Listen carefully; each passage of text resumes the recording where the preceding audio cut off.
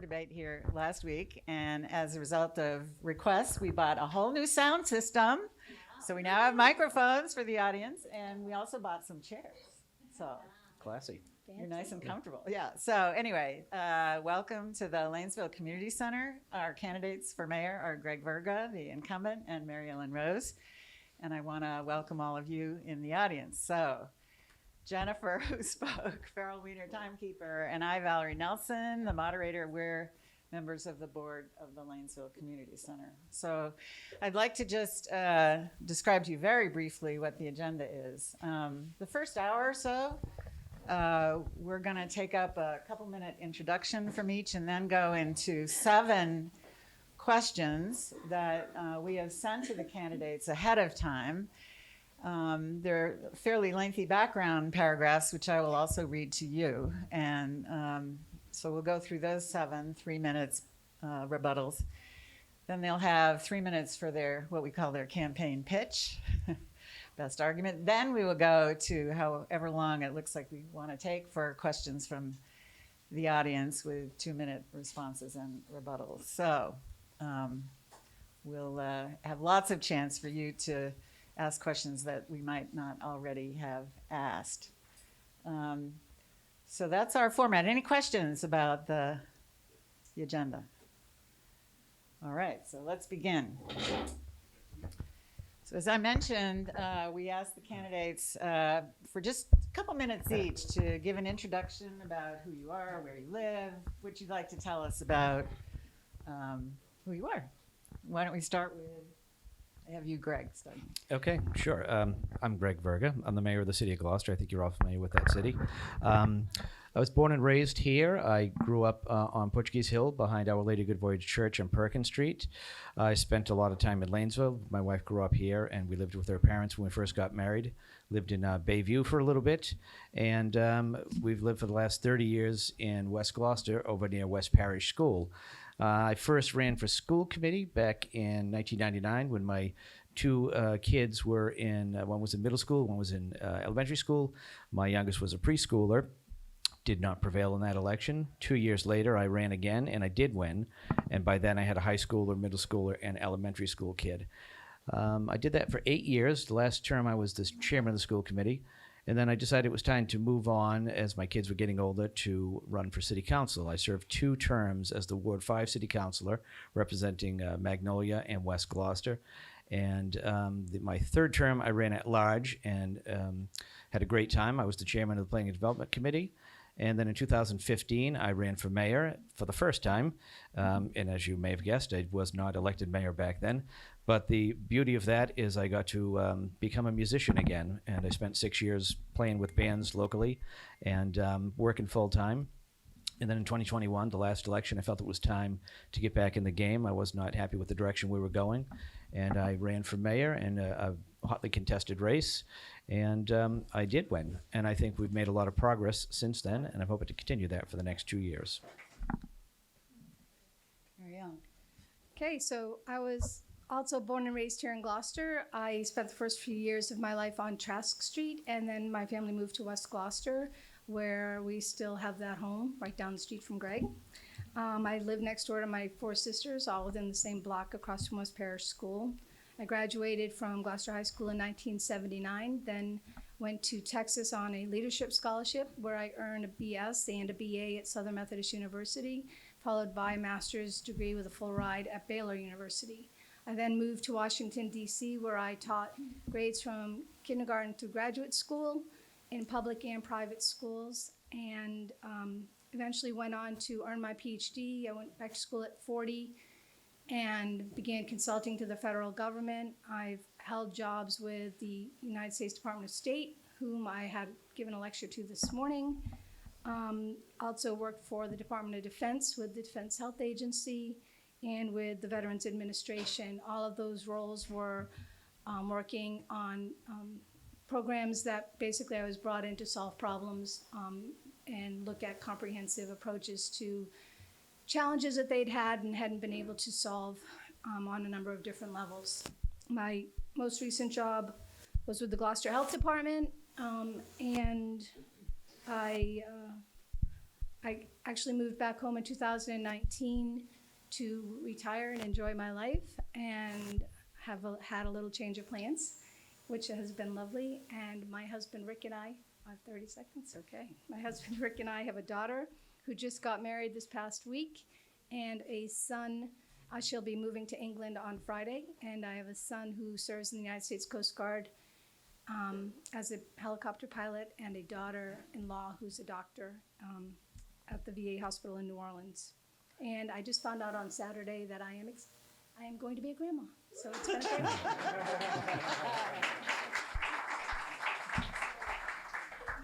Congratulations, Marianne. Thank you. So let's go right away into the first of our questions, which is all about Gloucester's identity and your perceptions of it. And we'll start with you, Mary Ellen. But basically, I will read what we have sent to you by way of prompts. Gloucester 400 Plus has been celebrated in one inspiring cultural event after another. Organizers have hoped that we can learn from the past as we transition into the future. What have you personally learned about Gloucester's past and about the present character and identity of Gloucester from these many events? A recent Gloucester Times op-ed from a columnist in upstate New York suggested that in restoring democracy in America, it is important to start with conversations about what people love about their community. What do you personally love about Gloucester from growing up here, as you both did? What are you hearing from residents in various neighborhoods about what they love about Gloucester? And can you describe any fears that residents have that this identity might be slipping away? Any or all of those questions? What comes to mind? You start. Okay. 3 minutes. So what I love about Gloucester, what I loved about growing up in Gloucester was primarily the sense of community, that everywhere you went, somebody knew you. And even when you thought you didn't know anybody or they didn't know you, you would quickly find a commonality among them.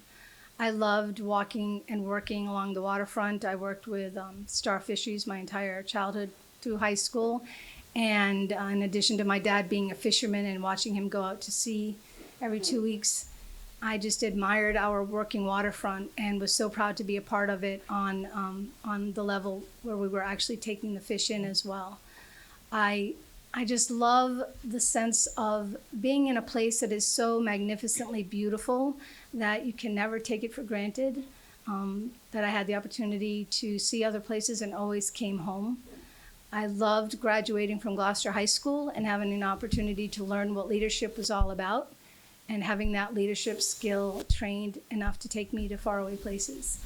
I loved the feeling that I mattered and that my voice mattered in this city. I loved having community sports teams where the Chargers played the Vikings and the Magnolia Lions. I just loved that we had our own little communities, and then we finally got to come together at the high school as a group and become one team and one unit. I loved that we were kind of protected as children in that regard. I mean, the fears, I'm going to answer, now move on, Valerie, with that, but there's one thing that the elements that have come up of what people love is a lot of those exact same things. They love the authenticity and everything pretty much that I mentioned about Gloucester. It either drew them here because they summered here or they felt that sense of community here, and I think that that's really critical. The fears that I hear resonate the same exact thing. They worry that we're losing that sense of community and belonging, and that we're just not as invested in one another as we used to be, and I share that concern as well. One of the fears that happens to come up a lot is the fear of development, crowding, our limited resources. People don't want to have to worry about whether or not we have enough water to sustain our needs. And also whether we're losing the generational bond that we've enjoyed all these years because our children aren't able to stay here and continue their lives here. I've heard a lot of worries about that. I do think we need to think of a way to preserve our historical sense of community as well as evolve and develop into what our new community will become. And I hope that answers most of your questions on there. Yeah, thank you very much. Greg, Yeah. sense of identity and you personally. Yeah, and we should prep the audience that there are like 10 questions for each question. Exactly. So as I mentioned in my intro, I've lived in several places in this city, and each one has its own identity, and people think it's very special where they live. And so I was lucky. I grew up downtown. I used to be able to walk from Perkins Street down to Main Street. Spent a lot of my paper route money at Gloucester Music on records, and then later on guitar strings. Like I said, when we first got married, we moved out here to Lanesville, which some of you may know is a very unique place. And I think people certainly think of Lanesville as God's country and something that has a lot to offer. I enjoyed my time out here, and I think it's not an understatement to say there's a lot of characters in Lanesville. Oh, really? I lived in Bayview, up on Revere Street behind the fire barn. It was great having Dogtown in my backyard. I really enjoyed that. And for the last 30 years, we've lived in West Gloucester, so I like having the woods in the backyard and then 133 in the front yard so we can get quick access to downtown or quick access to out of town, up the line, as they say.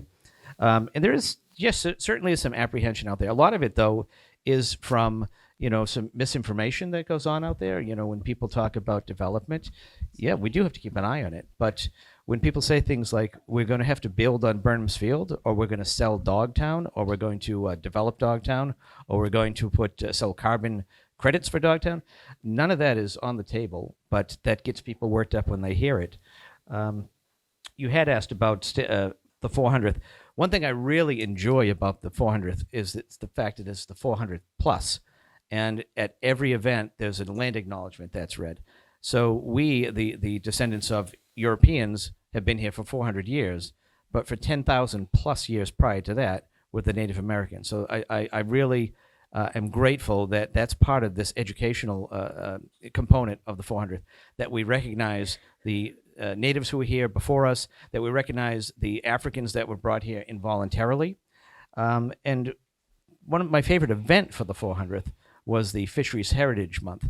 It brought me closer to my grandfather and my great-grandfather who came here from Sicily to fish. They made an honest living out in the sea, and it just reminded me that generational roots have to start somewhere.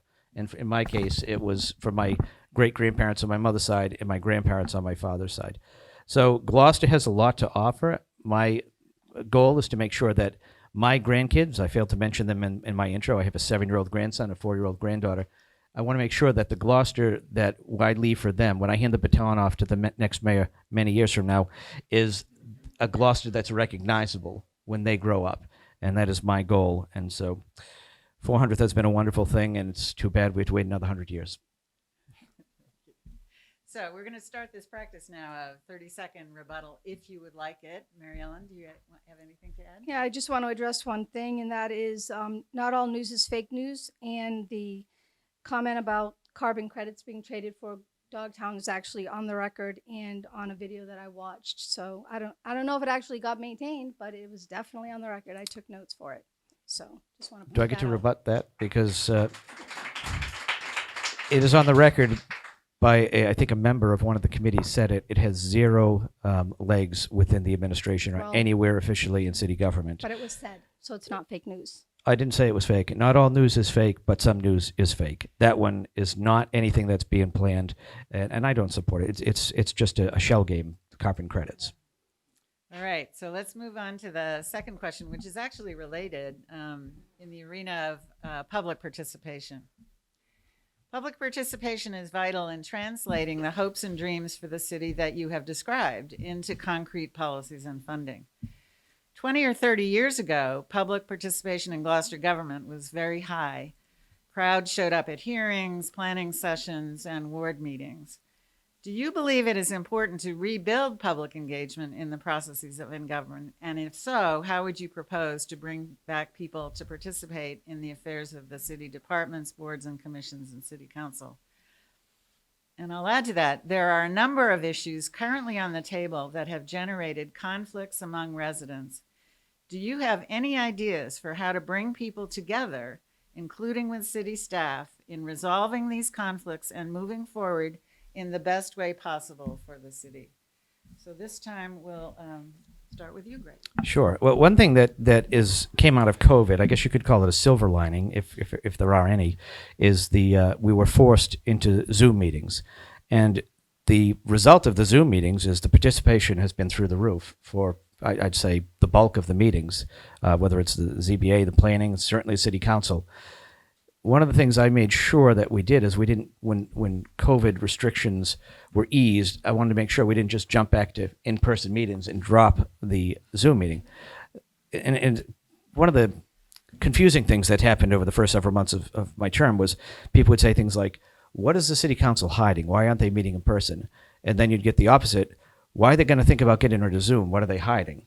So I've been thinking for many months, and we're just about there, is to have full hybrid meetings. The Harbor Master's office is one facility that has been set up for hybrid meetings, and the city council has been meeting their standing committees for many months. So it gives people the opportunity to be there in person to participate, gives them the opportunity to participate from home. The city council recently, I think it was early September, went back in person at Kyrie's Auditorium, which is now set up for full hybrid meetings. There was an article in the paper just this week about Rose Baker Senior Center. There are 3 rooms, the great room and 2 first floor conference room and another room on the second floor that are being set up for full hybrid meetings. So my goal is to have all of our city's boards and commissions in place in hybrid meetings starting in the new year. As far as connecting with the people, the staff has been reaching out. Before I got there, they began the CARP plan, the Climate Action Resilience Plan. There was a lot of outreach that went on for that one. There's going to be a lot of outreach going on for the Comprehensive Planning Initiative, the new master plan. And I'm hoping that everybody here gets involved. You're here now, so it demonstrates that you are interested and you will be involved. This master plan is going to be something that can't be based on the input of a few dozen people or even a few hundred people. It needs thousands of people, because this is going to set the course for the next decade and beyond. So there is outreach efforts going on. Could it be better? Absolutely. And that's what we are working on. And I think hybrid and the comprehensive plan are 2 examples of how we can do better, and we will do better. Thank you, Greg. Mary Ellen. Okay, so I believe that public engagement is actually central to a healthy democracy. So without it, we have no democratic government. Public engagement is one of the 4 focus areas of my campaign. I have witnessed a loss of public engagement, not for lack of trying or want, but for lack of being listened to and heard. I think that it takes an enormous amount of time and effort to follow what's going on in this government. I'm not sure when we got so large and bureaucratic and difficult to follow, but I think that that is a problem, and it could be corrected with a little bit of effort. There are several factors that are preventing people from coming forward to speak anymore.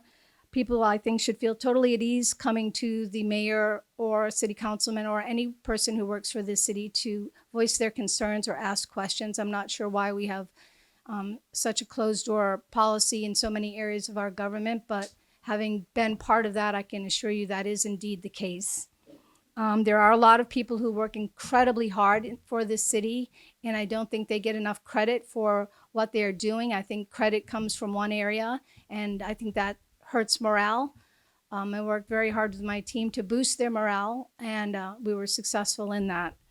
I think that we need the ideas, perspectives, knowledge, and input of every resident in this city. I think that every single person has worth and value to what we are trying to solve, whether it be an issue, a project, or a program development idea.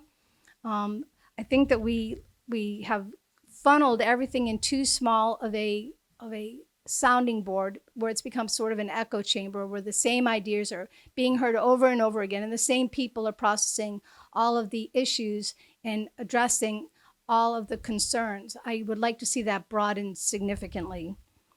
You don't have to really ask too many people why they don't participate anymore, or to speak up or come to work for the government.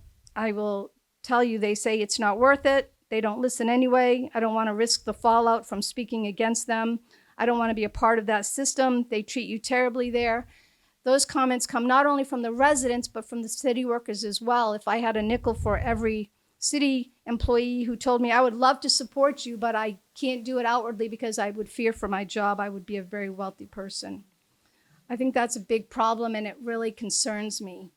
I can tell you that personally, running for mayor has been an incredibly eye-opening experience to the ugly undercurrent of local politics.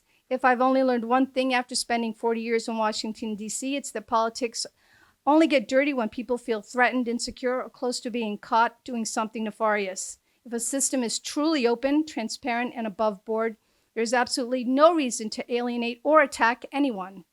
If we are all truly doing our best for the city and the common good, why would we need to debase anyone who is willing to run for office, become part of a committee, work for the city, or voice their opinion?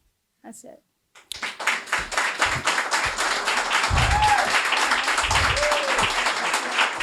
Greg, you Yes, yeah. I would say if any part of that were 30 accurate, seconds. if any part of that were accurate, I would address it. It's complete malarkey. I'm trying to be. When you're running for office, you can say what you want. When you work for the city for 5 months, you can extrapolate what you want about what's happened before and after you left the city.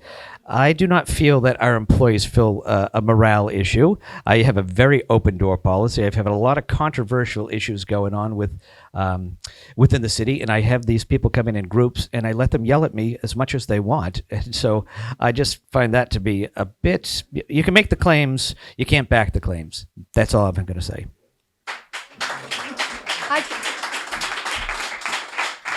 Can we try to keep the applause down so we can get through this whole night? Yeah. Thank you very much. Mary Ellen, you have 30 seconds. I am I'm a little bit offended that you think I can't speak to what I actually experienced, and I'm really interested in that 5-month stint that I did. That I'd love for you to talk to it if you'd like to. I came into a department that was a mess, your words and the rest of this city's words, not mine. I improved that department, and I was summarily dismissed without explanation, but maybe that's malarkey too.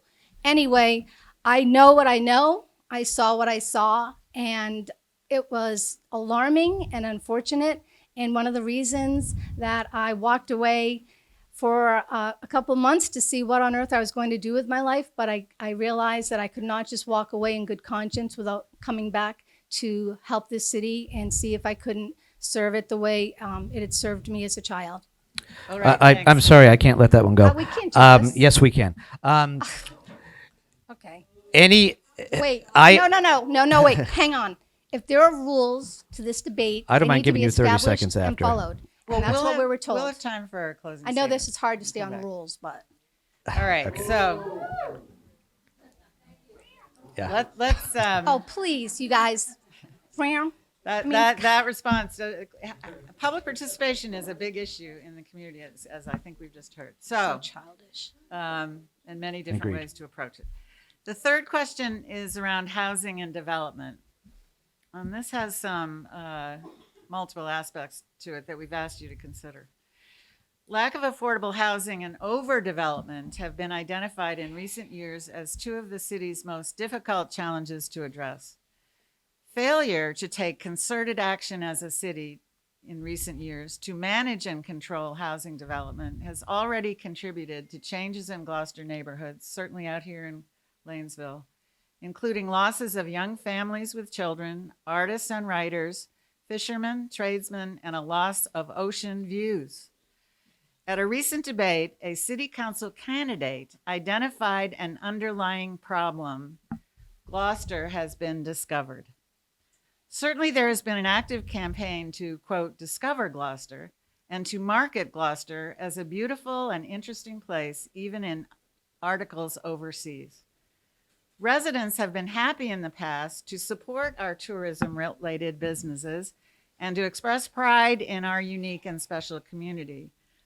But do you think it might be time to recognize the ever-increasing upward pressures on housing prices and the costs of congestion and burdens on our infrastructure that have come with expanding tourism economy and with widespread marketing?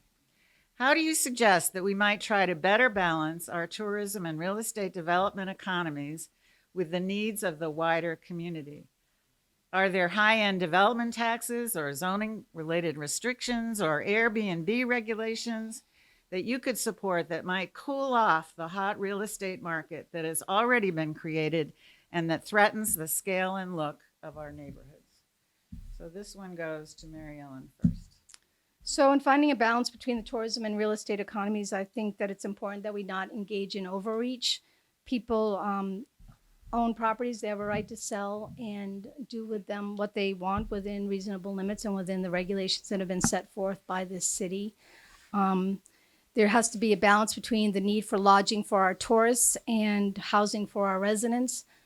This is obviously not a new problem. We've always had tourists coming to the city. We had at one point, I guess, 5,000 rooms. Of course, we were still horse and buggy, but I know that it was a thriving tourist economy way back when. But the biggest problem is providing housing for residents, not just those that are existing, but the future generations that are waiting to buy homes or rent homes in this area. I think that there could be some type of incentives for landlords to come together and retain lower rates, but you would have to incentivize them to do so. I don't know exactly what our laws are and what our capabilities are, but I know there are communities around this country that are making those moves as far as limiting Airbnbs and second and third homes, making it less attractive to build those types of homes in a community that really needs residential housing. For those, I would like to see more of a moratorium on the easements that have been granted. I think that we're a little bit out of control with the size and types of homes that we're building, not just in East Gloucester, but also on Wheeler Street and in Lanesville. I mean, I don't know so much rather in Lanesville, but certainly in West Gloucester, seeing a lot of development in areas that were green areas is just heartbreaking. It about took my breath away when the first time I went down Atlantic Street and saw what they did to what was previously beautiful green space on the way to Wingershik. I still can hardly process it. I think that gathering a diverse group of community members together to talk about these issues and really get input not only from developers, landlords, but actually from the residents in particular areas to see what they would like to see happen and how we can solve the problems. I don't think as the mayor, your job is to be the expert in everything. I think your job is to be an excellent manager of all things, that you surround yourself with people and with residents who have great ideas or have valuable input, whether they're a high school graduate or a high school dropout or have several degrees. There's an amazing amount of institutional knowledge that is in this city and new knowledge coming in from our new members of this community. And I think that we need to tap into that. Great. Sure. But I'm going to use some of my time to go back to that last question. Any former employee can make any claims they want as to the reason they were dismissed. I am bound by the law not to talk about personnel issues, but any former employee could authorize the release of any personnel documents to back their claims. That being said, I disagree with the assertion that the city has failed to manage housing and development.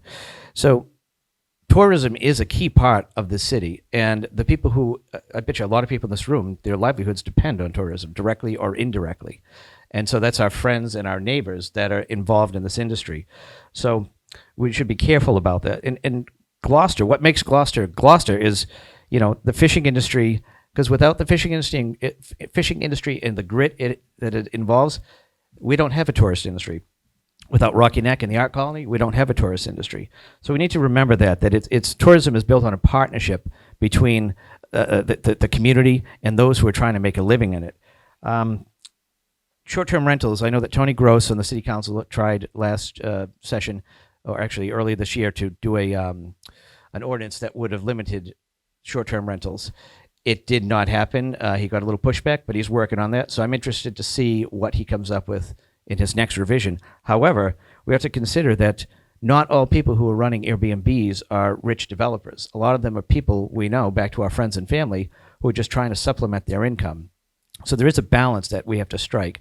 Now, the city has been making a lot of efforts, especially on my watch. We refilled the Affordable Housing Trust. We didn't have a quorum before I got here. We've put members in who have a background in real estate, a background in banking, a background in affordable housing, and it's just really a group of people who are interested in trying to do things better for the city. We've also given them a source of income. They had no income to work with. We've given the short-term rental tax that I just referred to for the short-term rentals. It's $55,000 in year one of my term, $65,000 this current year. and $1.5 million from the ARPA relief money.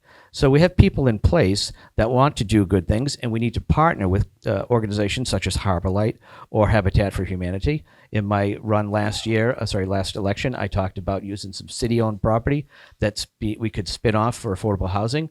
We've located a spot. We had a bid from Habitat for 10 affordable units, all of them, five duplexes that would fit within the area of colonials. So we're still working, and we are ready to hand out that money to organizations that want to make permanent deed restricted housing here in Gloucester. Mary Ellen, 30 seconds. Sure. I just want to point out that one of the things that I am not in favor of is ceding our property to other organizations. City-owned property is our assets, and we need to hang on to them. Also, to clarify the record, Greg, if you're going to call me out on something, you should at least call me out directly. My personnel record has from the beginning been open and available for anyone who has seen it or wants to see it. I have happily given it to them, the entire record. So happy to do so and continue to do so. Should you want a copy, just feel free to write. Greg, rebuttal on housing and development? Sure. When we had our debate yesterday, Mayoral was talking about city-owned land, that we, the city, should be building and managing rentals and not having a partner organization do it. The city is a lousy landlord. We are not builders. We are not landlords. That's why we have partners that do it. If we provide land or funding and they have the expertise to create affordable rentals or affordable sales, that's what we should be doing. The key is to have the deed restriction so that we don't have somebody 20 years down the road selling it at market rates. All right. Thank you. So the next question is kind of related to development and open spaces and the status of our ecosystems here. Studies this year have revealed the degraded conditions of our beautiful and widely appreciated ecosystems. Our degraded upland dogtown forests, our downtown trees and green spaces, our Annisquam River marshes, and our beaches, which are suffering from invasive species, overdevelopment and polluted runoff, and more flooding and intense storms. Fortunately, there are measures we could take to restore ecosystem health and the many benefits they provide, but all require significant engagement by city staff and board members, nonprofits, and the public. Can you describe your own personal attachments and concerns for some of these natural ecosystems in Gloucester?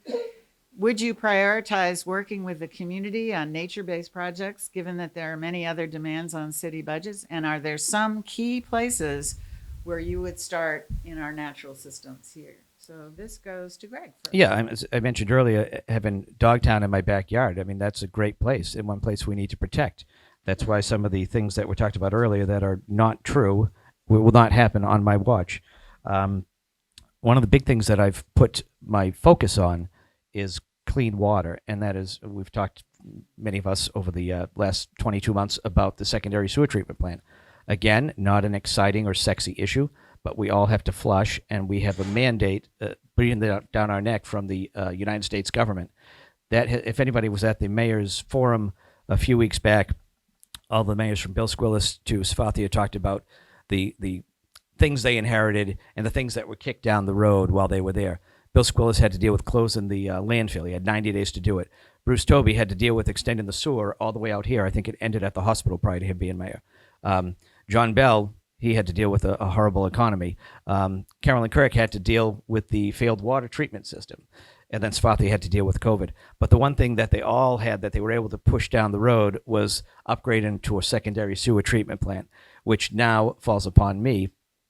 You know, I wish I had the opportunity to hand it off to another mayor, but that would not be appropriate. If we had tackled it years ago when I was on the council, we were talking about an $80 million project.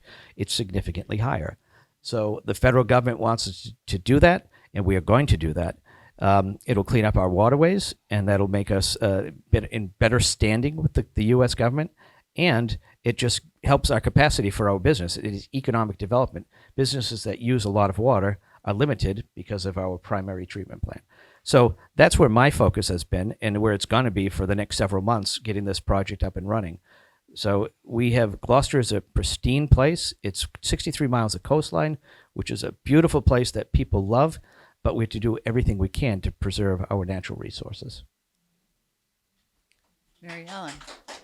Okay, well, I live on Little River. I grew up on Little River and still live on it now. So that is very much in my wheelhouse of interests.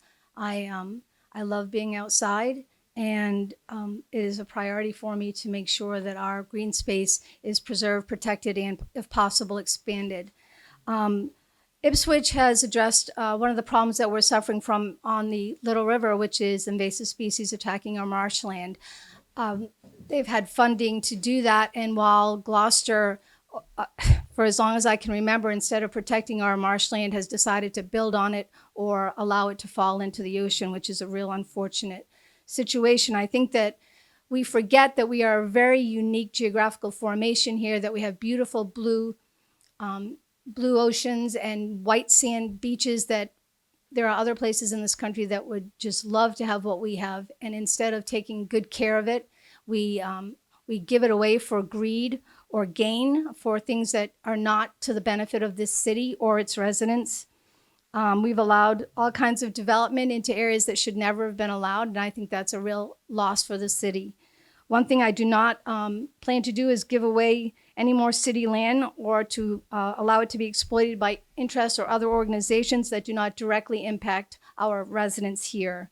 I think that any development needs to be thoughtfully planned out, not just for today, but for tomorrow as well. And again, preserving and protecting our green space and recreational areas for the health and fitness of our current existing population as well as our future generation. I have watched us lose field after field of recreation areas. Half of the softball fields that I played on as a child no longer exist. So it's hard to deny the fact that we are losing recreation areas. We don't take care of our playgrounds and our beaches. I mean, the creek was one of my responsibilities as the Department of Health, and while we had a report, we spent plenty of money to go ahead and have that creek looked at. The results were inconclusive, which I was not even allowed to reveal until it went also through the filter of our city hall. I think that for a community that expresses such deep concern about our climate and our environment, the fact that we're building buildings completely of glass that do not seem to me to be environmentally sustainable. We have them all over the place, and I don't know how we're going to hold the heat in them, but I guess that's one lesson that we'll learn. I would like to see us learn how to shut off the lights in West Parish School, since they've been burning 24/7 since it's been built. I think that some of the easy solutions to our waste of energy and exploitation of our city land and power and resources is just take care of what we have and honor what we've been given by past ancestral generations. That's it. Thank you. Greg, Yep. There have been 0 fields lost since I've been mayor. Since I have been mayor, there have been 0 fields lost. Mados Field was a done deal before I became mayor. can I just please, as a matter of your guests in our home here in Lanesville, I think we're starting to applaud spending too much on these kinds of comments. And I would So thank you. Can we just please hold on the applause maybe till their campaign pitch Yes. and not react so that it disrupts the flow of the conversation. Let's all listen. I would challenge anybody to give me a list from January 1st, 2022 of a field that's been lost. In fact, we will be gaining fields as a result of the raising, R-A-Z-I-N-G, of East Gloucester School. I fought to save Fuller School when I was on the city council, okay?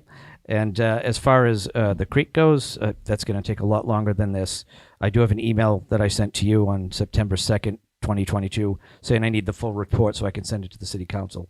And in the beginning, basically made it sound like you were saying we're taking bribes, that these decisions are not being made by people who are looking to line their pockets. The volunteers and the elected officials are not making money off of these decisions. So I think we should be a little careful about that. Mary Ellen, 30 seconds.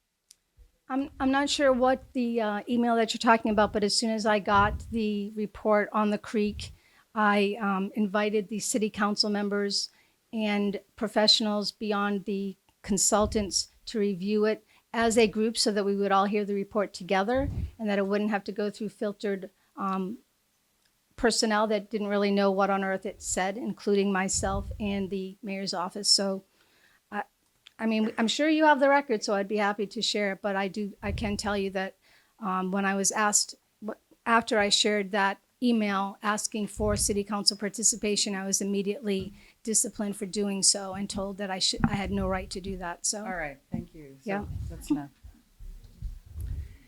So the fifth question, shifting from natural systems over into the monetary economy, economic development. While Gloucester's core historic economy has been based in the fishing industry, the boats, the shoreside processing, and the servicing of the industry, in recent years, the city has seen a diversification into manufacturing and the industrial parks, a bit of ocean science on the waterfront, and as mentioned above, a tourism economy. Much income also comes from retirees on Social Security and pensions. Current trends suggest we'll become more and more of a bedroom community, as residents have for years described as in Nantucket or Newport, Rhode Island. What kind of an economy would you like to see be developed in Gloucester and that you believe residents would support and benefit from over the next 10 to 15 years? Are there policies and investments that you would propose that could support local businesses with relatively high wages for all segments of our population? What kinds of new businesses would you seek to attract? Can you provide some specific examples? So this one starts with Mary Ellen, economic development. okay. Okay. So the type of economy I'd like to see developed in Gloucester is one that is realistic and sustainable. We have spent hundreds of thousands, if not millions of dollars on plans for what we'd love to see in Gloucester. Those plans have sat on shelves and never come to fruition, primarily because we simply don't have the infrastructure to support it. We can plan all day long and bring in consultants all day long, but until we improve our infrastructure, over which we don't have total control, first and foremost, our power. National Grid has already improved its system and has no intention of doing so further for the next 10 years. So any intent to bring in large energy sucking economic boom to this city is going to have to take that into consideration. I don't know if I'm the only one who has a problem with technology with my signal in this city, but you're not going to attract high-tech industry to the city until we can correct that. While cell towers are not the most attractive thing in the world, you do have to address them. We're going to need energy somehow. I'm not in favor of filling our fields with solar panels since we can't even maintain the 6 solar panels that are in the annex over on Pond Road. They have been sitting there unused and unfunctional for over a year. I would like to see what we're going to do with our third wind turbine, if that's just going to sit bladeless for the duration. I do not want to see wind turbines off of the coast of Massachusetts. They are still being tested and tried. The fact that every single wind turbine uses a city block full of base when it's planted on the sea floor, and the impact that that will have on our marine life is yet to be determined. And those that are floating and are held by anchors that go straight to the sea, I find incredibly obnoxious, considering the federal government's practically tried to shut down the main fishing and lobster industry because of lines that go from their lobster traps up to the buoy. So, I mean, there's a lot of hypocrisy in the world when it comes to energy and potential, but there are good energy sources out there, and I'd love to see them investigated. Again, I am not an expert in that. I just know that what I want to see for our city must be realistic, and to bring in programs and economies that we have neither the parking, the energy, the infrastructure, the street size, or the roads for. It just seems irresponsible. There's a blue economy out there that the state keeps telling us is great and is thriving, and I am looking forward to looking at it and bringing it to the city if indeed we can. Greg. Sure. First of all, the turbine is not owned by the city of Gloucester. The other two actually aren't owned. We have an energy sharing agreement on that one. I do not believe that the solar panels at the annex are owned by the city either. The EDIC is working on a study to present to National Grid to sort of make our case that we do have a shortage of power. At the old Mac site in Manchester, Cell Signaling is trying to do an expansion. They have enough juice to go to the first phase, which is 100 employees. They want to do another 200 employees, but they can't do that until they have more power.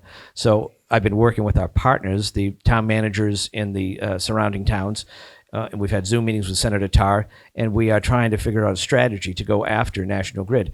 They are the the nationwide powerhouse. So we don't really have a whole lot of sway, but facts are going to help us get where we need to go with them. We need a diversified economy. It goes back to, we talked about tourism earlier.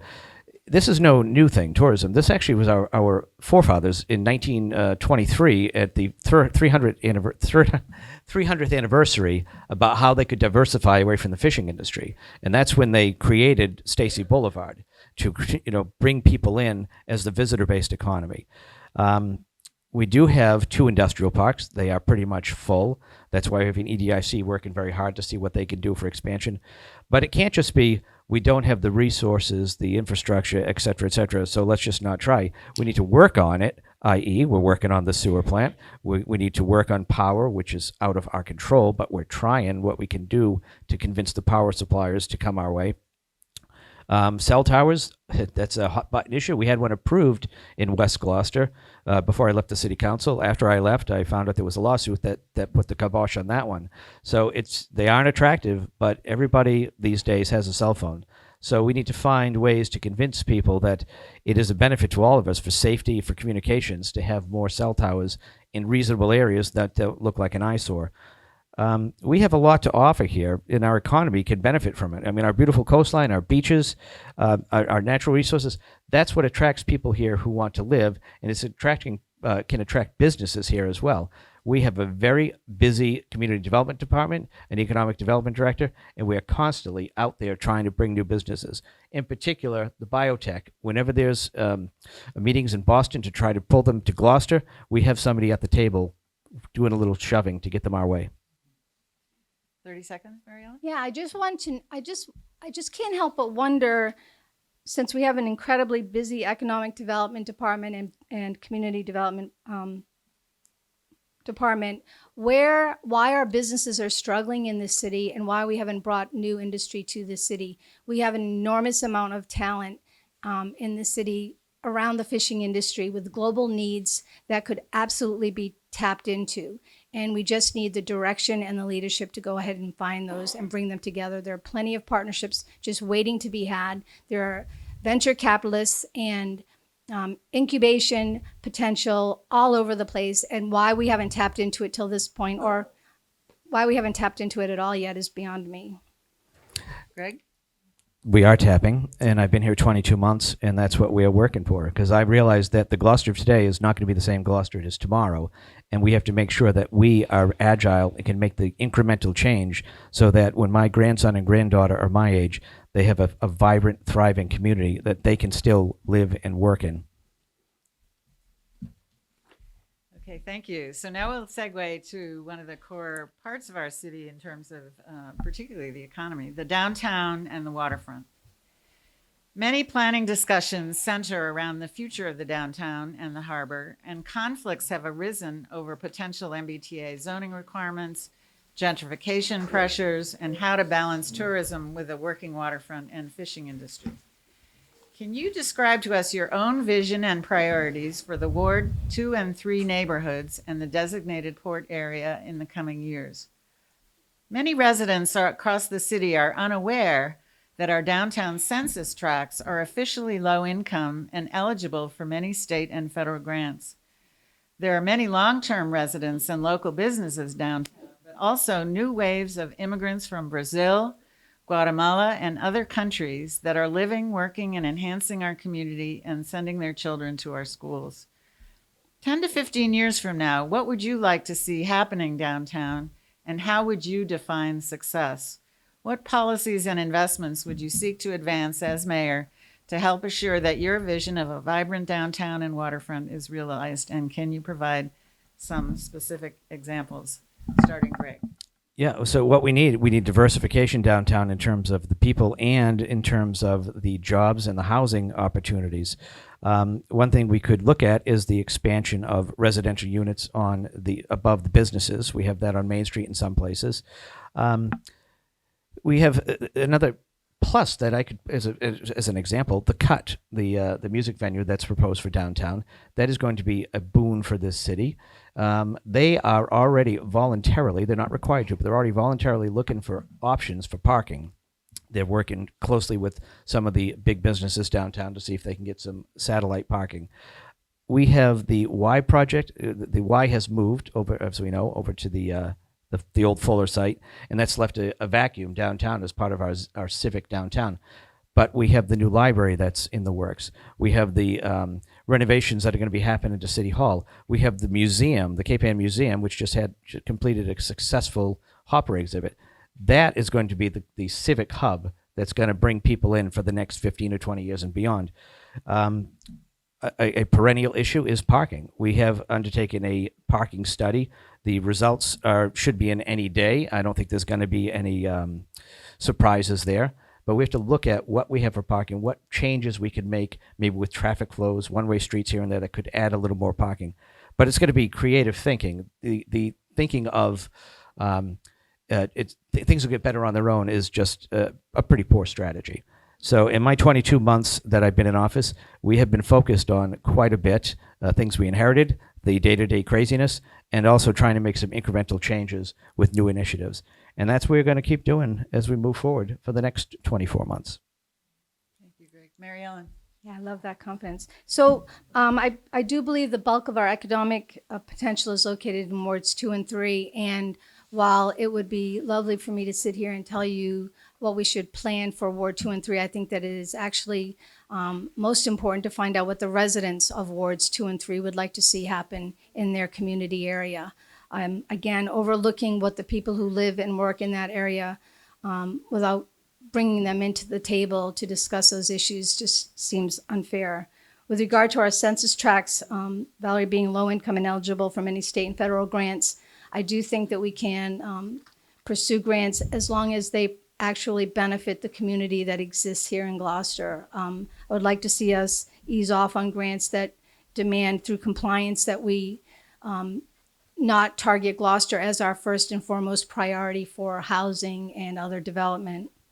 I think that the voice of the residents is primarily the most important voice in the city as we move forward in bringing larger industry to the city.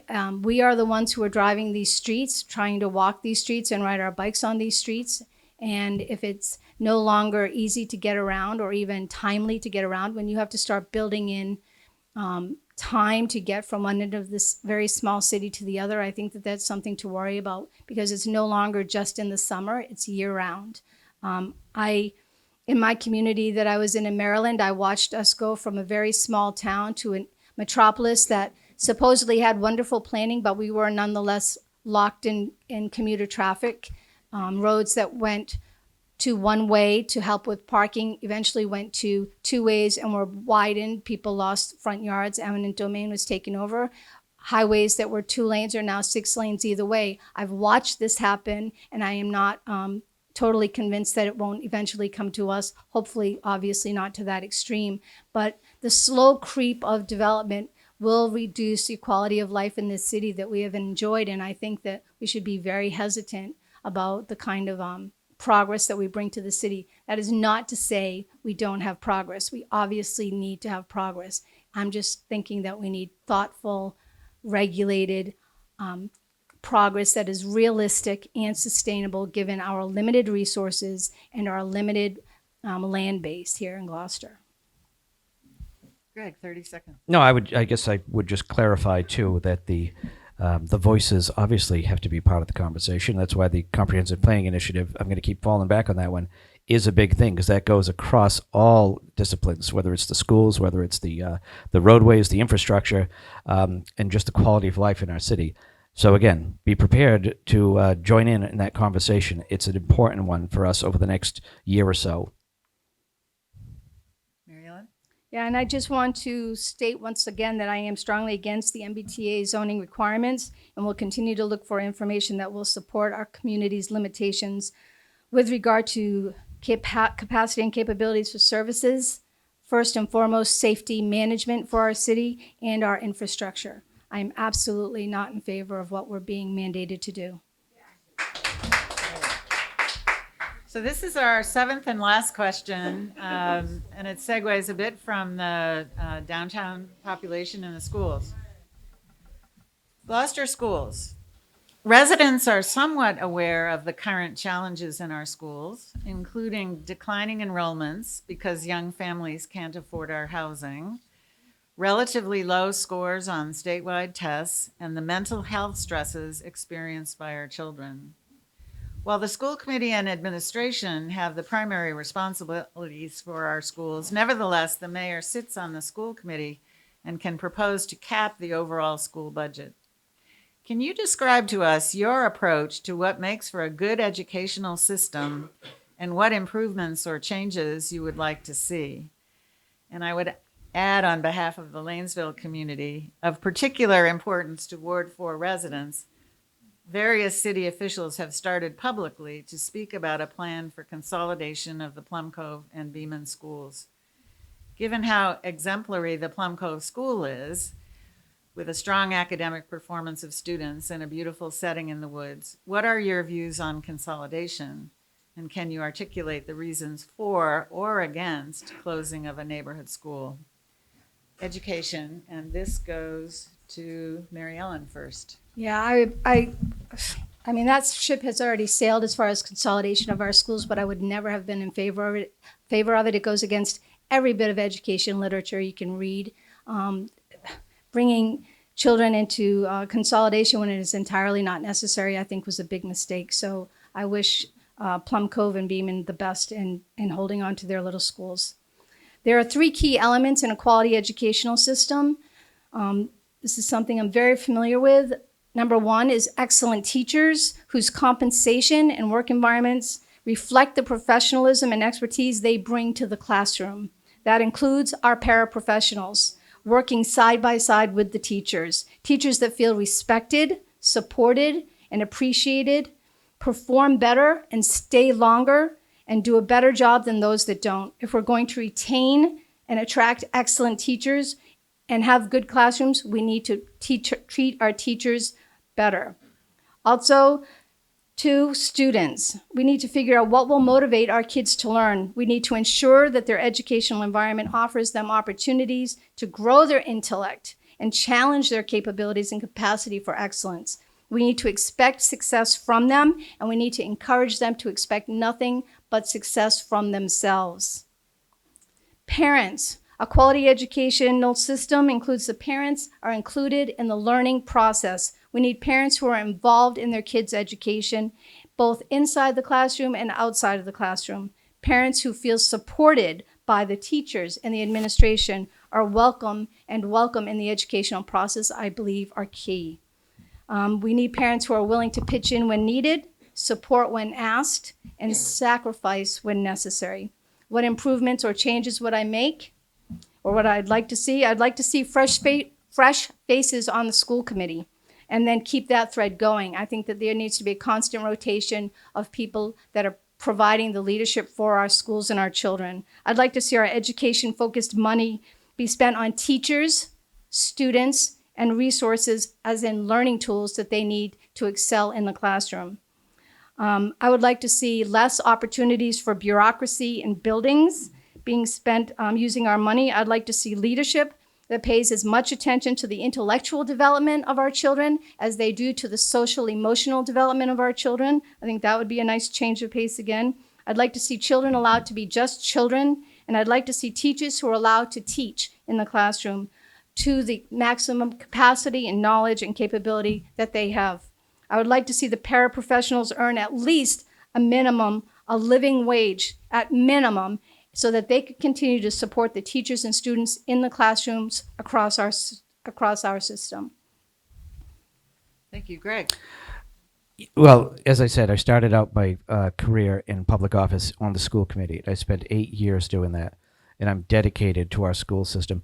You mentioned, Valerie, that the mayor has the ability to cap the overall school budget. I don't know why any mayor would even consider doing that. And as a matter of fact, this year, I pumped in an additional $2.7 million into our school budget, which was by far the largest single increase ever in Gloucester Public Schools.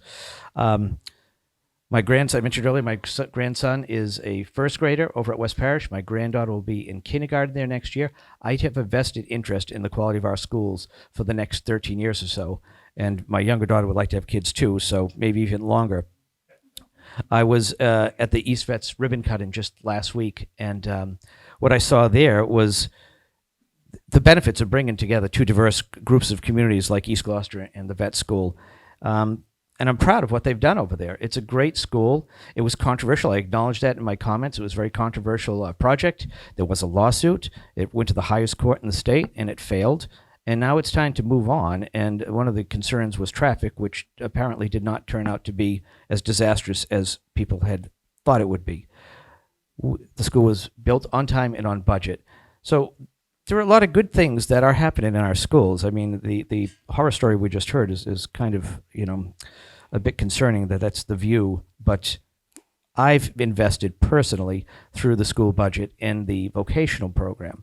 That's the thing that's going to provide jobs for people getting out of school, making a good wage if they choose not to go to college.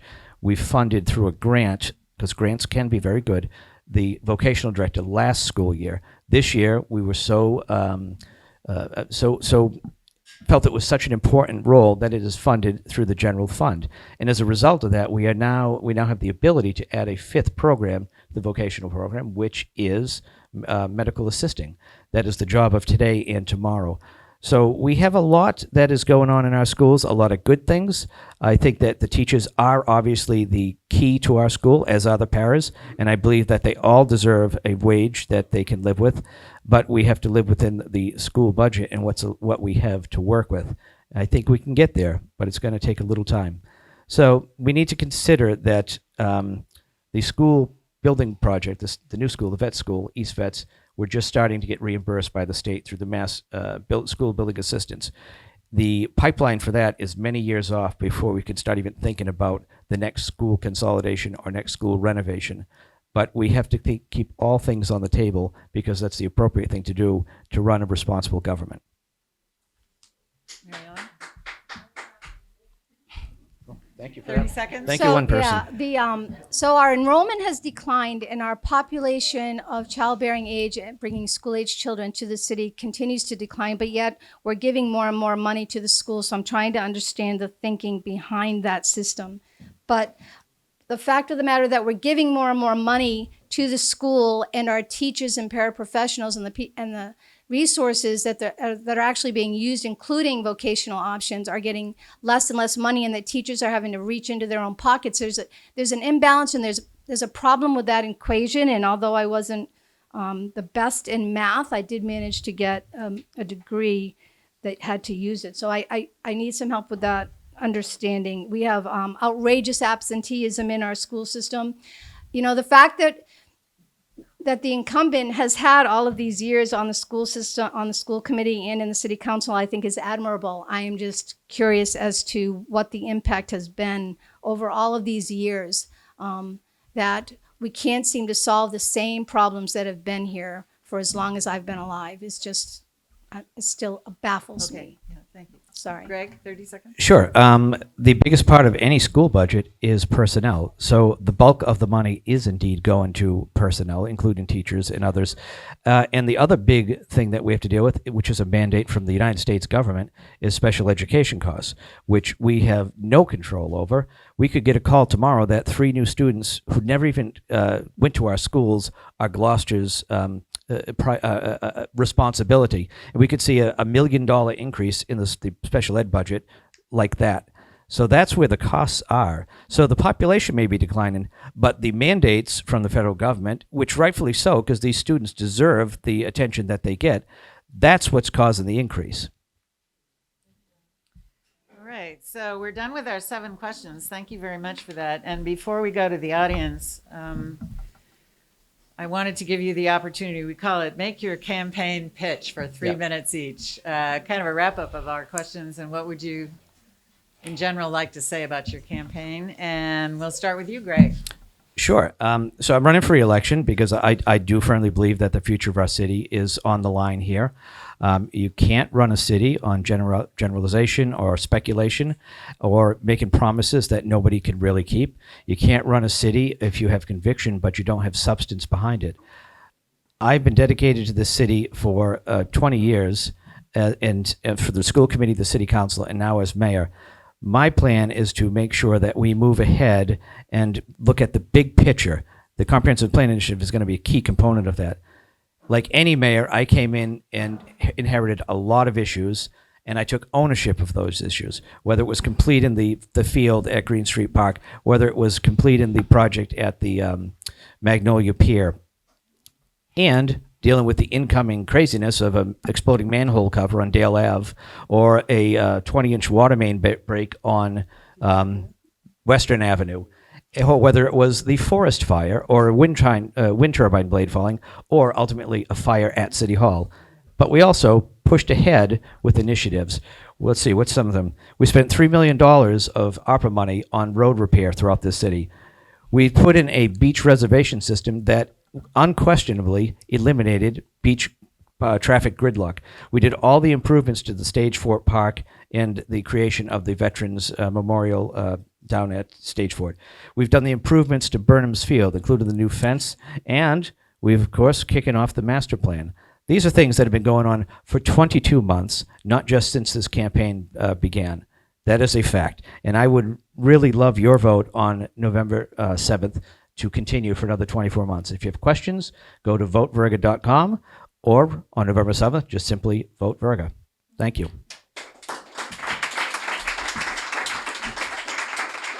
Thank you, Greg. Mary Ellen, 3-minute campaign pitch. Okay, this campaign has been a whirlwind of listening to and learning from the residents of this city. I still have much to learn, but as mayor, I don't believe you should be an expert in everything.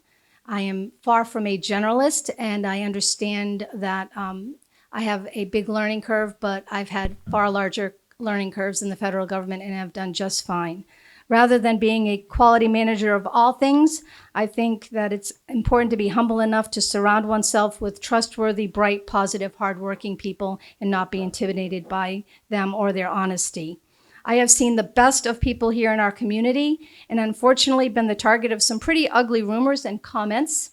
Although this is disappointing, it is not discouraging. As a matter of fact, I find it sad and desperate. Yesterday, my best friend in Maryland lost her young nephew in a tragic car accident. The ups and downs of this past week have blessed me with regaining my perspective about what is most important.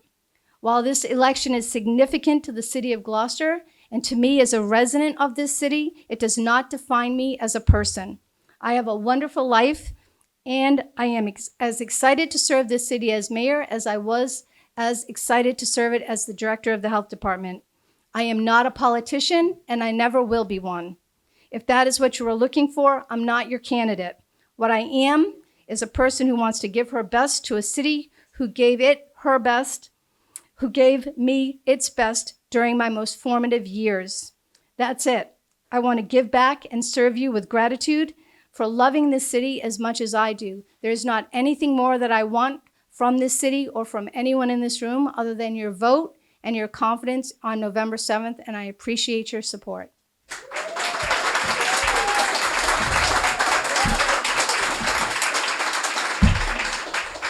Thank you both very much for Thank you. about an hour. So now we'd like to invite some questions from the audience, and I will call on you if you raise your hand. And Jennifer has a microphone to give you. So please ask a precise question. Each one of them will have 2 minutes to respond with 30-second rebuttals as well. Anyone like to start with a question? Oh, it's like that. Jennifer says I never use the mic. Thank you, Ruth. Is it on? Yeah. My name is Bev Bembridge. I am a Lanesville resident, homeowner, God's country, as you say. And I have many concerns with Gloucester, but one I want to address is the zoning board, which I'm told is appointed by the mayor.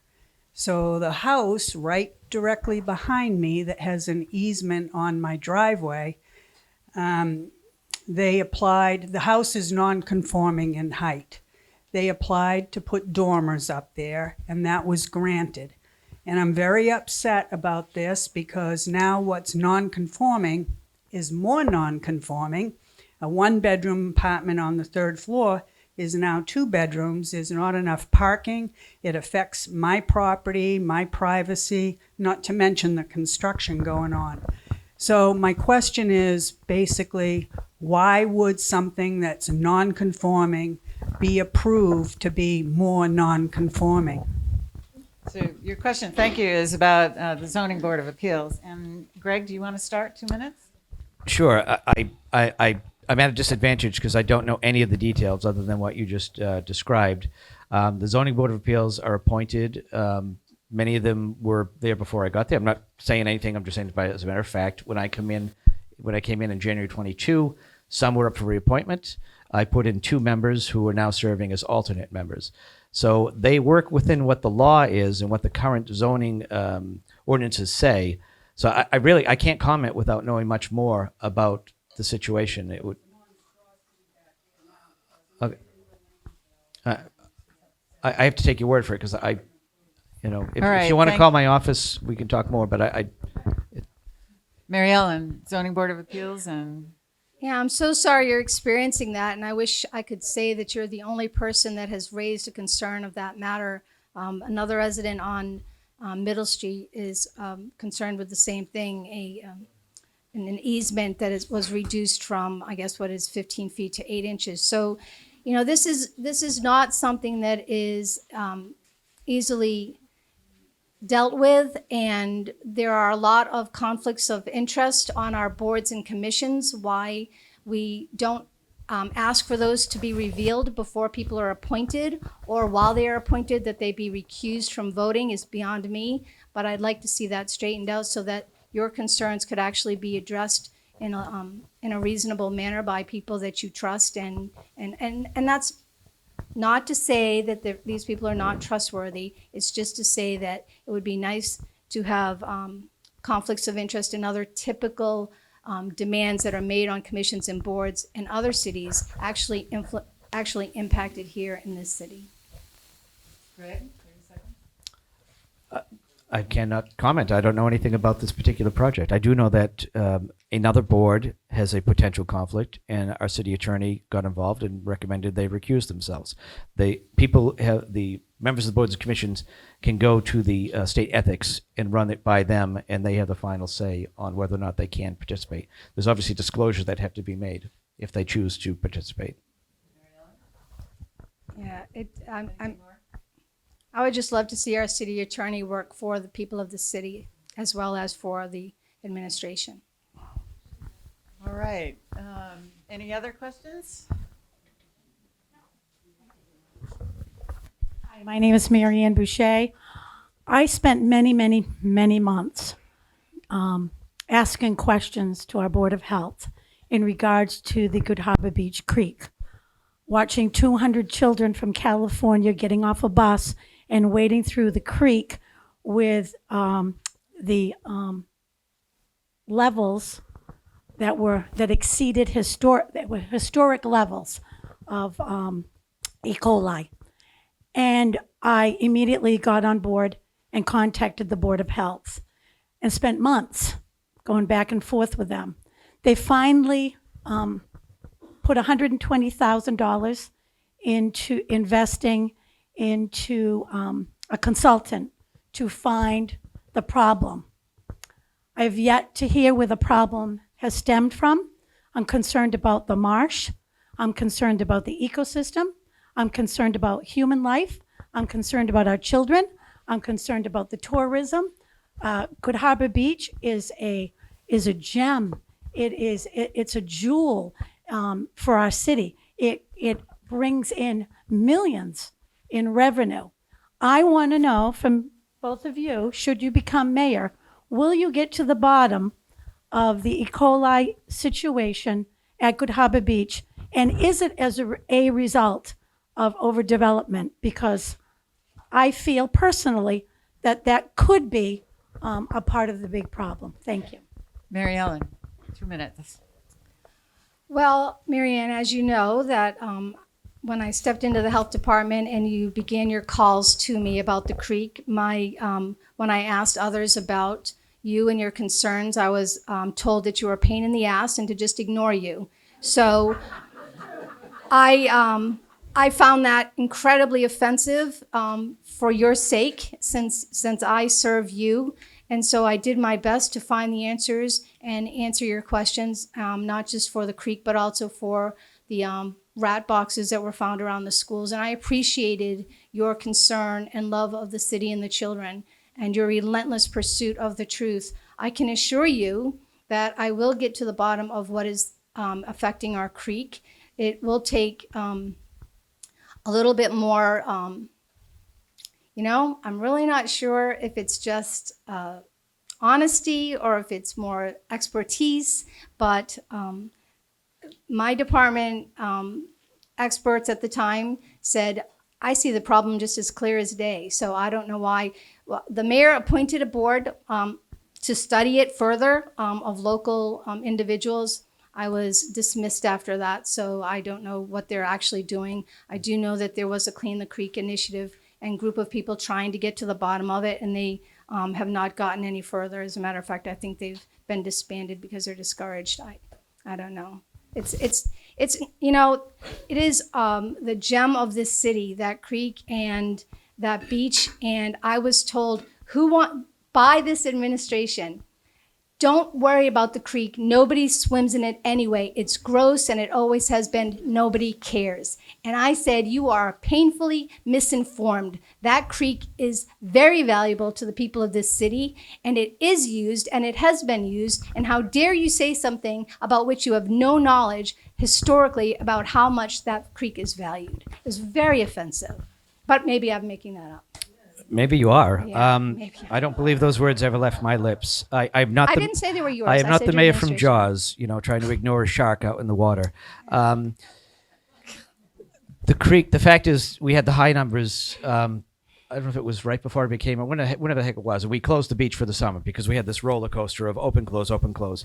This summer, there was regular testing by the health department, which is required by the state for bathing beaches during the season.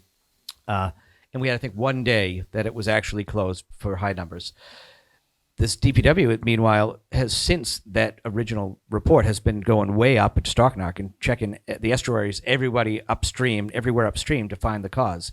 And it has not been determined that it is this or this, but we've been doing things like lining sewer pipes. We've been doing things like there are several on, I'm not going to say the road because I want to single out the people, but nearby road, people still on cesspools that are now tying into the sewer system, which is right there in the street. So the efforts continue. The numbers do not lie. It has been open, and it is safe to swim in. If the numbers spike, we will close it again. But we are still looking for that smoking gun. And as I said, they've put cameras down there to look for issues. They've seen infiltration of roots and things like that. And we're replacing sections as needed. We're lining sections as needed. And we're going to continue till we get to the bottom of it. Will we know the result if you find it? Yes, as I said, I'm not the mayor from Jaws. I've got nothing to hide. What's in it for me? Do I want people getting sick? I mean, come on. I care about the city as much as anybody else, and my grandkids go there too. So, Mary Ellen, 30 seconds. The only thing that I can say is that any attempts to discredit me, I welcome. And my word is my word, and I stand by every bit of it. I worked very hard to understand that creek situation and brought in experts wherever I could. And what I did learn was that the city misunderstood why and how it should be closed and for the length of time. And when I let them know this creek should be opened, we should be testing it so that we can reopen it for swimming. Again, I was told, just leave it closed. It's a pain. I don't want to deal with it. Don't worry about it. Greg? Not quite accurate. The deal was we wanted to avoid the roller coaster. we want to make sure when we open it, it is safe to open. We can't have it open with open and then, as you know, the testing is done one day, the results come another day. So you might have a failure here for a test that was here, but it's actually still clean. So we were playing it safe, probably too safe that first year. But the testing has been very good, and we only had one closure this past beach season. Another question. Dick, wait for the microphone, please.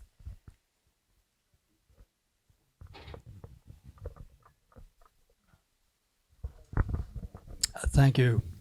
I'm very active, as Mayor Berger knows, in working on the climate issue and climate change. And I'd like to have you say whether you believe that climate change is an existential threat to Gloucester, and what have you been doing, or in your case, Mary Ellen, what would you do to address this existential threat? Thank you. Sure.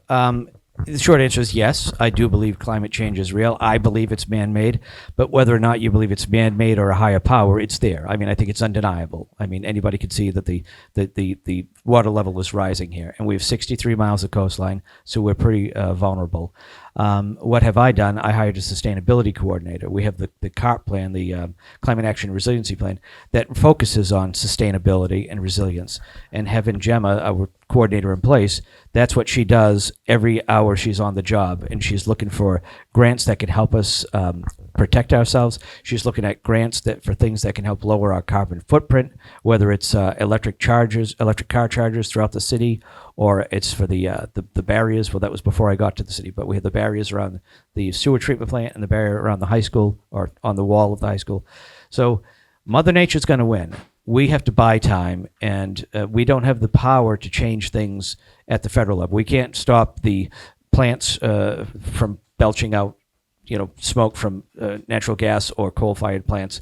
But what we can do locally is try to lower our carbon footprint, and then hope through our legislature and our delegation at Congress we can get somewhere. The problem is, for decades we had people in Congress who just insisted it was fake, and it was just a farce. I think many of them have changed their minds. Hopefully it's not too late. Mary Ellen. So I do understand the impact of climate change, and I've dealt with it with global issues as well, because it does impact the health of communities all over this world. There are things that we can do here. Carbon reduction, reducing our footprint would be one of them. Ironically enough, that does not include lots of new development and replacing green space. There are erosion prevention services that Ipswich and some of the other areas along the coast are using erosion prevention methods for helping to hold back the water. But the bottom line is, from a webinar that I sat on, I think it was 2 weeks ago, with an expert in this field in how to deal with this, what is basically predictive analysis that we're faced with, that we're going to have this increasing water levels at a certain amount. You are not going to hold back the ocean, and her exasperation with efforts to do so were, quote, a waste of time and money.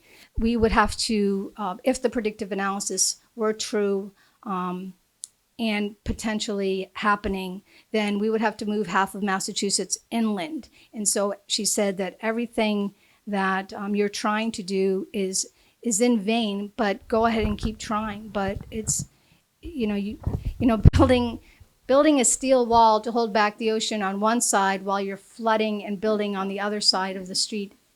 I'm not an engineer, but it doesn't make sense to me. But I would love to see some realistic implementable methods come about. But I think that takes a much broader sweep than what I can do here in Gloucester. It would take global effort and impact analysis.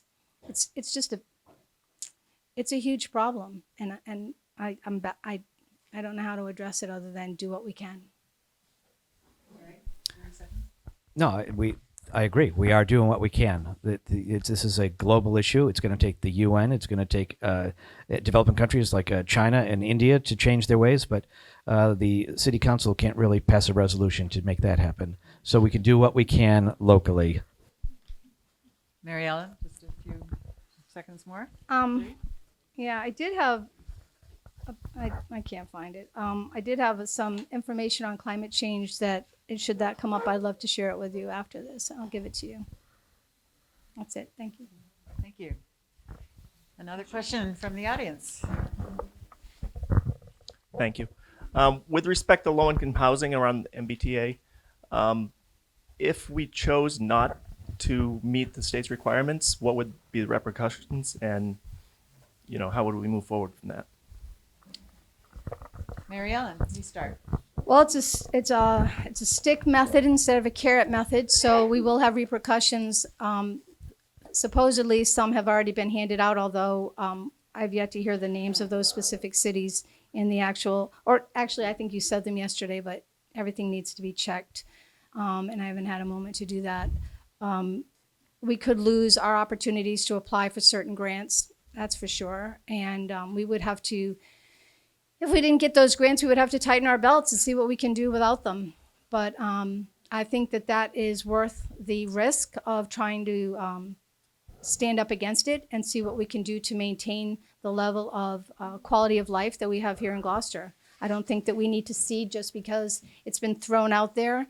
I think it's important to have a relationship with the state, not necessarily be in bed with them. Despite that expression, I mean, really being able to build cooperative agreements where they see our reality, and handing out mandates that are one size fit all is just not realistic. Sure. So the 3A law is the 3A law. It is not up for discussion with the state. It was made very clear by the Attorney General, Andrea Campbell, earlier this year. And there were 5 communities. I don't remember what they were, but there was a big article in the Globe about it. 5 communities who did not comply. They did not reach interim compliance in the first go-around for this 3A law, and they had a 10% cut to their housing authorities. I just saw Dave Holden, our housing authority director, and we were chatting about it, and he did send me a copy of the email he got earlier this year saying, if your city doesn't comply, you will see a cut to your housing authority. So there are a lot of sticks going on right here. I don't think 3A is a super thing. I don't think one size fits all by any stretch. But when you get up to be mayor and take the oath and you raise your hand, you say, I'm going to uphold the laws of the Commonwealth, it can't be except this one. It is the law. Building relationships with the governor and the lieutenant governor is a very good thing for us. 3A is something that we could ignore, or we can find a way to make it work for us to the best of our ability. And then I'm going to fall back on the comprehensive planning initiative. That will be part of the discussion. What is our vision for the next 10 years? How can zoning changes work with that? And then that's what we come up with. And we have to be in compliance, full compliance, by the end of calendar year 2024. 3A started out with, it's like a paragraph, but when there were words like shall, must, will, there's not a lot of ambiguity about whether it's optional. And the memo from the Attorney General pretty much said that that is not the case. At first, there were 3 grant opportunities we might miss out on. It's now, as of her memo in the spring, it's up to 13. And it's not just a matter of doing without it or finding the money elsewhere. These are a lot of things that help the city move forward. And there'll be a lot more than just those. That the first checkbox will be, are you in compliance with 3A? If we click no, check no, we're going to be in a world of hurt. And we're not going to be putting together a legal team to fight the State House. We have to make it work. Law or mandate, every single person that I've tried to talk to about this gives a different answer. For a law that's supposedly not that complex, it seems to be very complex. And until I am sitting down with people who actually understand legalese and can clarify what we are beholden to doing, I stand as still not automatically complying with what they're asking. As someone who has sat down with people who understand legalese, I do know what we are up against. The mayors of this Commonwealth, we meet every month, and this is a constant discussion in our meetings. Last month, we had the governor of the Commonwealth, Maura Healey, at our meeting in Everett, and I asked her directly about this. I says, Governor, you need to do better messaging on this. There's still confusion within our communities about whether or not this is optional. And I said, and it'd be great if we had more carrots and a lot less sticks. So I have done the sit down with the people who know what they're talking about. Facebook is not the place to get the 3A information. It's through people who actually know what they're talking about. Try to keep that in mind. Another question from the floor? Hi, my name is Jason Groh. I'm not a Lanesvillian, so I appreciate your indulgence. Let's set aside the issue of consequences. Can each of you, in simple terms, explain to this audience your understanding of what 3A requires of communities? No. Am I? Okay. Basically, it is a mandate to zone. It is not a mandate to build. It's that simple. The numbers are actually, is this still on? The numbers are, if we were to build out every new unit that's now allowable because of the zoning, it would, this is correct, be 2,270 units. That is a fact. I'm not disputing that. But it is not a mandate to build. When people say things like the state's going to make us build on Burnham's Field to make this happen, that is a myth. It is a mandate to zone. It is not a mandate to build. We're not going to send the vocational school down to Chestnut Street and start pounding nails to make another unit. We're not sending the DPW down there to do that. We have to make sure that we have on the books the by right zoning that is compliant. And as I said, I'm going to work very hard over the next several months as we move forward on the comprehensive planning initiative to develop zoning amendments that we can send to the city council to consider that will be both compliant and, to the best of our ability, meet the goals of our city and the desires of our city. I do not want to see halyards every 5 feet around the city. That I am not in support of high-rise apartment buildings. But we've got to make this work. I don't want to see us in court for the next several years fighting a losing battle. Mary Ellen. In answer to your question, Jason, no, I can't give you the details. In the brief time that I've been running on this campaign, I've had as I said, a lot to catch up on, so I don't have near the knowledge that my friend here to my right would have and should have on this issue, as I'm sure you have as a counselor. I just have to learn more. I know that it is about a zoning issue. I know that there is a lot of building that's supposed to happen. What I hear and what I see happening are entirely different things. I'm not in favor of lots of construction, but yet we have lots of construction. I'm not in favor of high-rise buildings, and yet we're building high-rise buildings in downtown. We have plenty of infrastructure, and yet when we have infrastructure issues, they don't get attended to. So, the housing issue is a press for this city. Everyone understands that. Understanding the complexities of it and the intricacies of it is something I'll just have to catch up on. I do not have any problem with admitting to my lack of knowledge on some of these issues. Fair enough. Can I ask a quick follow-up? If that's the case, if you do not understand the issue, how can you sit there and categorically say that you're going to oppose it if you don't understand what you're opposing in the first place? Because I represent the people of this city, and the people of this city do not understand it. Most of the residents that I have spoken with do not understand it. So I am opposing it on their behalf because it is my job as the potential mayor of the city to actually represent the people of this city. That's why I oppose it. Greg?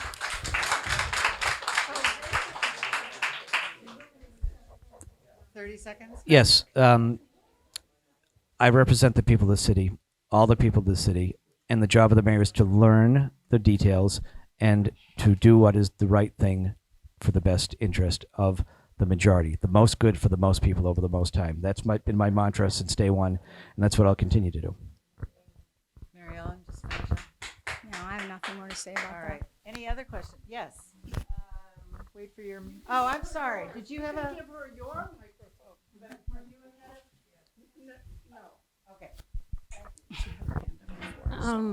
This is really directed to Mary Ellen anyway. I think you're next. So you're very open and candid about not knowing necessarily all the ins and outs Yes, ma'am. issues. What's realistic, or how can you what will you share? How long do you expect to take to get up and running and make decisions that actually improve the life of Gloucester citizens? How long do you have? You don't have very long at all. I remember when I was actually interviewing for the director of health department job, and Greg was talking about how we still had a lot of positions they were trying to fill, and making up for a lot of honesty issues that they were struggling with from beforehand, or aggressive issues or bullying, whatever. I remember thinking, well, TikTok, you don't have a lot of time as a 2-year term. So I'm surprised that some of these things aren't taken. I am very well aware that it's a very short timeline, but as my resume will show, I'm an incredibly quick study, and I don't think it'll be a problem. I imagine if I could turn a department around in 4 months from a non-functioning, lack of morale department that was horribly behind in its obligations to the city and the residents that were trying to get things done, I think that I can do it the same with the city, even though it's larger and more complex. I've done better with the federal government. I think I can do it for Gloucester. Greg, any thoughts on the learning curve? No, there's absolutely a learning curve. You don't know how to be mayor until you've been mayor. I mean, so even though I had 8 years of the school committee and 6 years on the council, it was a different animal altogether. But I would think I was much more prepared than others may have been when they came into office. So I'm very confident that we got up and running very fast. And I say we because it takes a team to do it. And we have hit our stride. We hit our stride early last year. And we are ready to move forward for the next 24 months. Why don't we see if there's another question? Did you have one, Tracy? Yes, thank you. I have a couple of questions. I want to make sure that it's true that the state cannot change our zoning laws, only the city can change our zoning laws. Is that correct? The state has a lot more power than you think. But the state cannot change our zoning laws. That's correct, right? By a vote of the legislature, they can do whatever they want. This is a mandate that is ironclad. So you can say that they can't change our zoning laws, but they certainly can make us do it ourselves. And they can't say, here's your new law and do it. They are letting us give a little leeway on what we're going to put forward. But there are certain conditions that we have to meet to be compliant with 3A. So I'm not a fan of 3A. Let me just be very blunt to you and the folks out there. I'm not a fan, but I'm a fan of abiding by the law as I held my hand up in January in 2022 and plan to do in 2024 to uphold the laws of the Commonwealth. So if the state can force the city council to change the zoning laws, right? That's what you're saying. I'm saying that they are telling us, here's what you have to do to be in compliance. And they have a lot of arrows in their pouch there to make us be sorry that we didn't do it. Right, but they cannot change our zoning laws, right? Right, in a nutshell, they can't say, here's your new law, put it on the books. So, right, so that's a good thing. So, sorry, I've kind of lost my train of thought.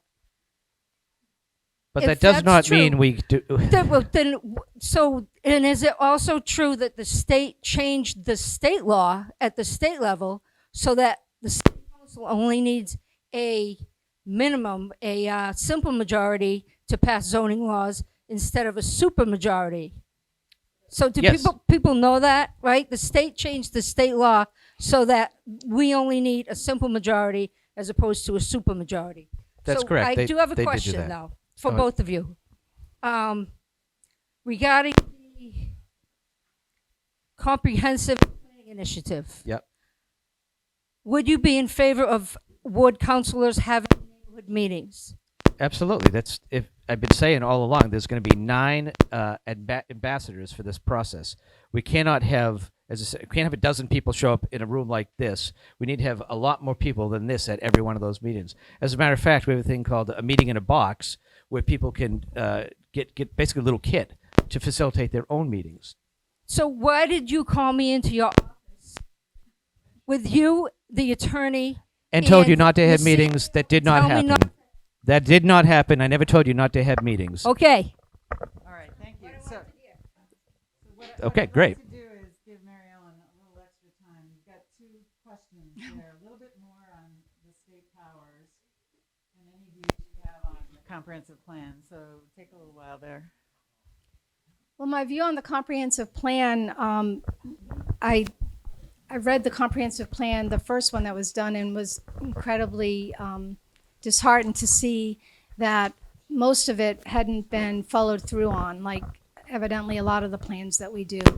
It was a pretty cookie cutter plan, and our new plan is equally cookie cutter. When our very first community introduction into that comprehensive plan was the same as most consultants do.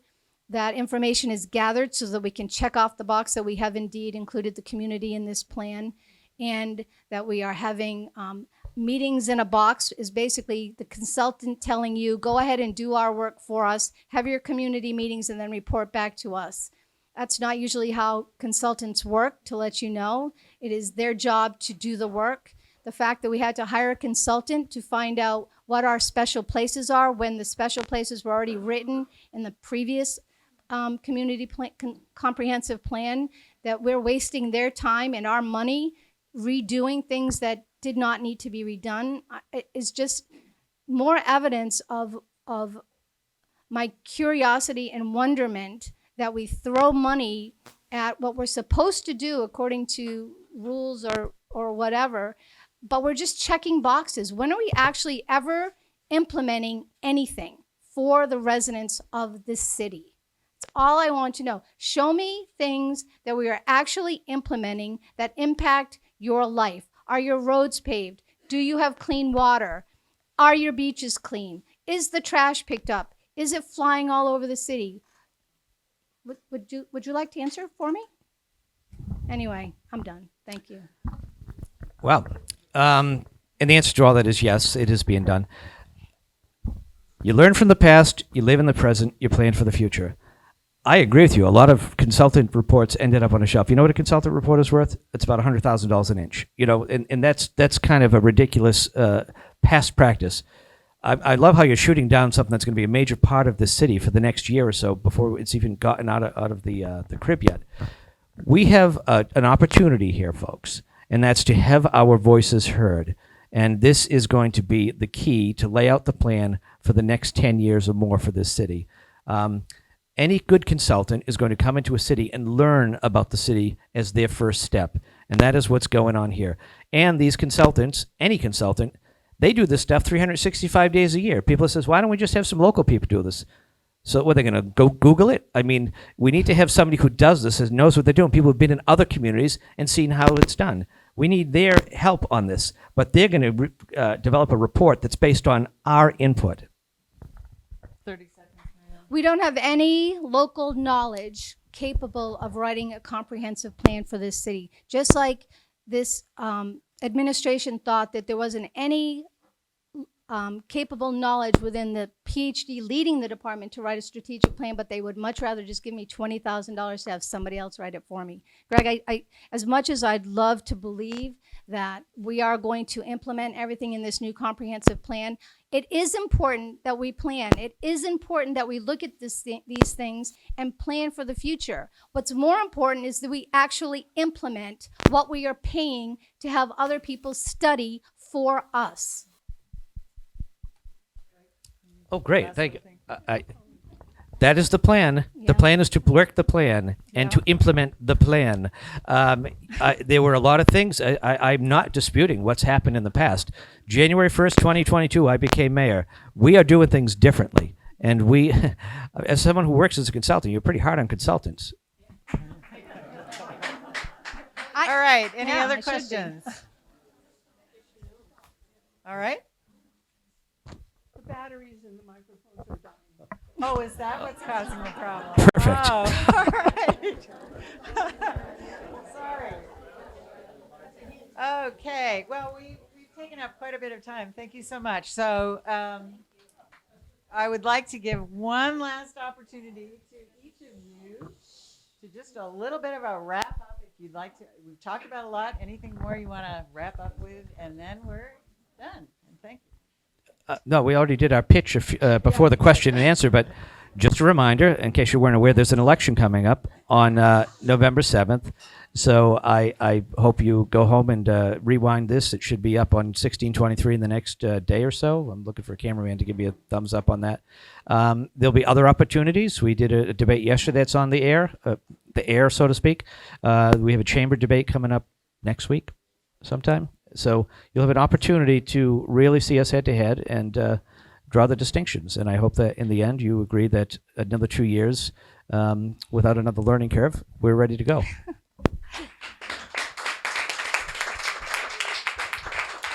Any last words, Mary Ellen? I just want to thank all of you for coming tonight and getting a firsthand listen to what we have to say. I think it's very important that you listen to the source. And if you have any questions, I can assure you I'm a lot more eloquent at writing my thoughts down than I am at speaking under these situations, especially in light of what my past weeks have been. That's not an excuse. It's simply an explanation for my gratitude for being here and for all of your participation. Agree with me or not, I am so supportive of all of you getting to the ballot areas on November 7th and casting your ballot. I hope that your vote will be for me, Mary Ellen Rose, and I look forward to your support. And whoever comes out the winner, all the power to them.